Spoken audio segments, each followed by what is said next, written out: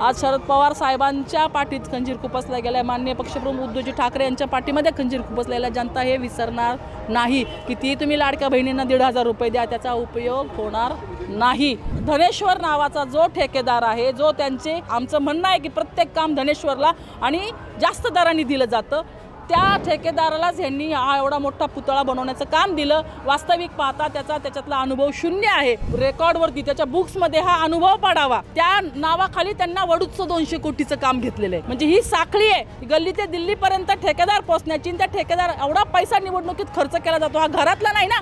त्या सायकलीपासनं, रिक्षापासनं, गाड्यांपासनं, फ्लेक्सपासनं सगळीकडे आम्ही हे केलं। 10 वर्षात तुम्ही जर ते केलं असतं तर हे तुम्हाला चिटकावं लागलं नसतं। आज लोकांमध्ये प्रचंड असंतोष आहे आणि येणाऱ्या काळामध्ये परिवर्तन हे घडणार आहे। आज संपूर्ण राज्यामध्ये महाविकास आघाडीच्या संदर्भामध्ये जेवढे काही बंडखोर होते ते शमवण्यासाठी आज प्रयत्न झालेले आहेत आणि त्याचाच एक भाग म्हणून भोसरी विधानसभेमधले आमच्या पक्षाचे जे उमेदवार म्हणून ज्यांनी अर्ज भरला होता त्यांनी सुद्धा माघार घेतलेली आहे। पक्षप्रमुख उद्धवजी ठाकरे यांच्या आदेशानं आणि सचिनभाऊ आहिर जे आमचे संपर्क प्रमुख आहेत त्यांच्या मार्गदर्शनाखाली ही माघारही झालेली आहे।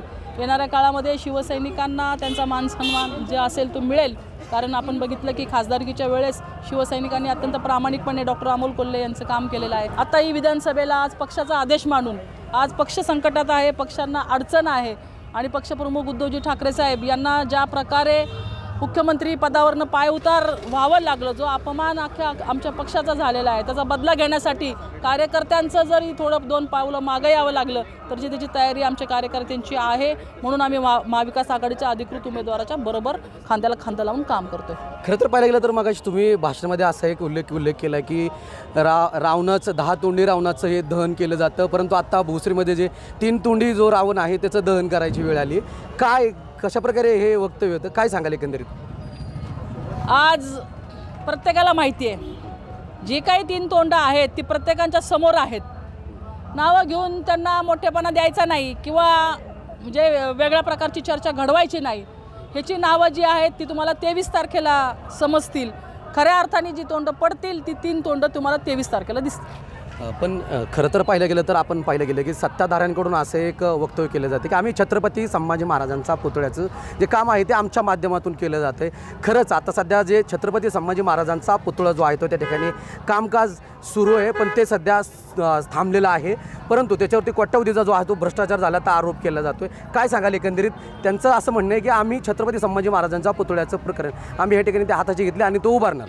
छत्रपती संभाजी महाराज आहेत, छत्रपती शिवाजी महाराज आहेत, या लोकांना थोडी जानाची नाही तरी मनाची लाज वाटायला हवी होती की मालवणमध्ये जो पुतळा कोसळला आणि तो जो आरोपी आहे, जो पुतळाचा म्हणजे जो आहे तो म्हणजे कुणाच्या जवळचा होता किंवा अशा गोष्टीमध्ये आपण पैसे खाल्ले नाही पाहिजेत एवढी तरी त्यांना चाड असणं आवश्यक होतं, परंतु तशी कुठेही दिसली नाही। श्रेयाची एवढी घाई लागली होती, त्यांनी कुठल्याही प्रकारचं भाडबीड न करता त्या छोट्या जागेमध्ये जिथं पार्किंगला जागा नाही, मोठ्या इमारती होत्या, महाराजांचा पुतळा झाकला गेला असता, काही न बघता 32 कोटी रुपयेचं ते टेंडर काढलं आणि जवळजवळ 7 ते 8 कोटी रुपये तिथे खर्च करून ते बसले आणि नंतर समोरची जागा मिळाली म्हणून आम्ही तो पुतळा तिकडे हलवतोय।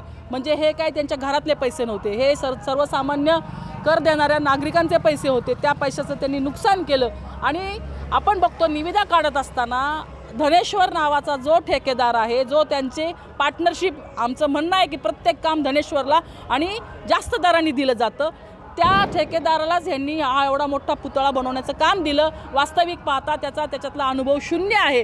आपण जर भक्तिशक्तीचं निविदा बघितली, भक्तिशक्ती हा आपल्या शहराच्या वैभवात लौकिक वाढवणारा हा भक्तिशक्ती समूहाचा पुतळा असताना त्याचं टेंडर आपण पुतळ्याचं ज्यांना अनुभव आहे अशा माणसाला दिलं आणि बाकी सिव्हिलचं जे इन्फ्रास्ट्रक्चरचं टेंडर आपण वेगळं काढलं। आपण बघितलं तर हे जे काम आहे धनेश्वरला गेलं जॉईंट व्हेंचर, म्हणजे पुतळ्याचे ज्यांना जाणकार आहेत, राम शिंदे मला वाटतं, त्यांना हे काम देण्यात आलं, परंतु ते फार मोठं नाव आहे, आम्हाला त्यांच्या बाबतीत काही म्हणायचं नाही, परंतु धनेश्वरच्या त्याच्या म्हणजे रेकॉर्डवरती त्याच्या बुक्समध्ये हा अनुभव पडावा, त्या नावाखाली त्यांना वडूचं 200 कोटीचं काम घेतलेलं आहे। म्हणजे ही साखळी आहे, गल्ली ते दिल्लीपर्यंत ठेकेदार पोहोचण्याची। त्या ठेकेदार एवढा पैसा निवडणुकीत खर्च केला जातो, हा घरातला नाही ना। आज ह्या माध्यमातून जे पैसे कमवलेले आहेत ते लोकांच्या मध्ये खर्च केले जातात। आज बघितलं आपण छत्रपती संभाजी महाराजांच्या पुतळ्याचे पार्ट सुट्टे भाग जे आहेत ते अक्षरशः गवतामध्ये सांडपाण्यामध्ये ठेवण्यात आलेले होते. छत्रपती शिवाजी महाराजांच्या नावाने राजकारण करत असताना थोडी तरी अस्मिता त्यांनी ठेवली पाहिजे आणि त्यांनी ते चुकीचं काम केलेलं आहे. आज ते मोजडीचा भाग हा तुम्ही बघितलं तर तडे गेलेले आहेत, जे कुठल्याही प्रकारचं त्यांना तारतम्य नाही आहे. फक्त दाखवायचं, शो करायचा. त्या सायकलीपासनं, रिक्षापासनं, गाड्यांपासनं, फ्लेक्सपासनं सगळीकडं आम्ही हे केलं. 10 वर्ष तुम्ही जर ते केलं असतं तर हे तुम्हाला चिटकावं लागलं नसतं. आज लोकांमध्ये प्रचंड असंतोष आहे आणि येणाऱ्या काळामध्ये परिवर्तन हे घडणार आहे.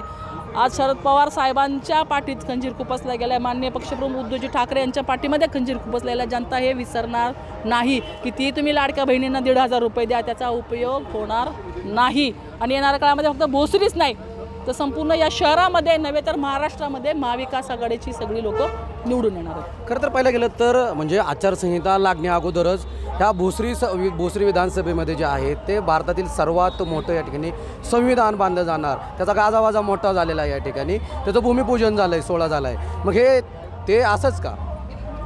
अहो, संविधान मागण्यासाठी आम्ही एवढी मोठी जागा मागितली होती, ती जागा यांनी छोटी केली. आज डॉक्टर बाबासाहेब आंबेडकरांच्या पुतळ्यावरती सही केली गेली. आज सगळ्या बांधवांनी याचा निषेध केला जाहीररित्या. म्हणजे यांचे फ्लेक्सला जोडं मारण्यात आले. आज यांना कुठल्याही जातीचं, कुठल्याही धर्माचं यांच्याशी काही घेणं देणं नाही आहे. यांनी फक्त राष्ट्रीय स्वयंसेवक संघांना खुश ठेवण्यासाठी हिंदुत्ववादीचा बुरखा यांनी पांघरलेला आहे, जेणेकरून यांना उद्याच्या मंत्रिपदाची स्वप्न पडत आहेत. त्यामुळं त्यांनाच त्यांच्याच लोकांना फसवण्याचं काम त्यांनी सुरू केलेलं आहे. पण डॉक्टर बाबासाहेब आंबेडकरांचं संविधान यांनी कधीच पायदळीत उडवलेलं आहे. डॉक्टर बाबासाहेब आंबेडकरांनी ज्या घटना लिहून ठेवल्या होत्या त्या घटनेचा यांचे सगळे लोक, हे तुम्हाला माहिती आहे, त्यांनी घटना बदलल्याचे यांचे खासदार एक म्हटले होते राजा नावाचे, की आम्ही ही घटना बदलणार आहे, आमचं जर बहुमतात सरकार आलं. त्यामुळं दलित समाज, मुस्लिम समाज, अजून अल्पसंख्याक सगळा समाज यांच्या विरोधामध्ये आहे. कारण त्यांना संविधान हे बदलायचंच आहे. संविधान भवन बांधून त्यांनी फक्त यांना गाजर दाखवलेला आहे. हे काय त्यांचा स्वतःचा पैसा नाही आहे, हा सरकारचा पैसा आहे. संविधान बांधण्याची मागणी ही आमची पूर्वपरंपरागत आहे. आम्ही जे विरोधी पक्षात काम करत होतो, हे आधीचे जे आमदार होते, जे महापौर होते, त्यांच्या सगळ्यांची मागणी, ह्यांचं एकट्याचं श्रेय कुठून आलं?